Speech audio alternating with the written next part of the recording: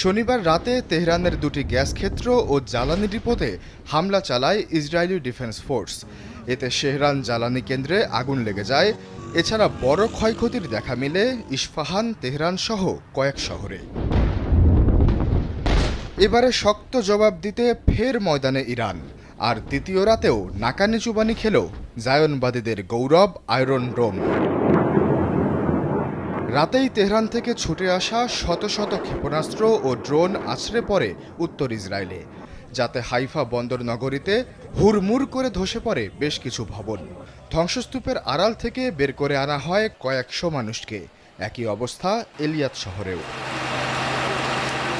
এরপর ফের কয়েক ঘন্টা থমথমে পরিস্থিতি দুদেশেই। নজিরবিহীন হতাহতের সংখ্যা সামাল দিতে যখন টালমাটাল অবস্থা হাসপাতালগুলোয়, তখন রোববার ভোরে ফের ইরানের দ্বিতীয় চপেটাঘাত।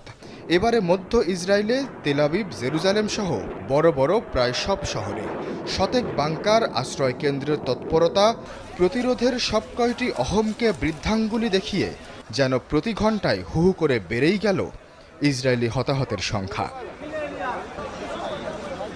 সচরাচর সাহসী রূপে আবির্ভাব হলেও আগের দিন হামলার প্রথম প্রহরেই সবার আগে দিয়েছিলেন গা ঢাকা। প্রাণ ভয়ে লুকিয়েছিলেন বাংকারে। অবশেষে সেই পাতাল থেকেই হুঙ্কার দিলেন নেতানিয়াহু। দুই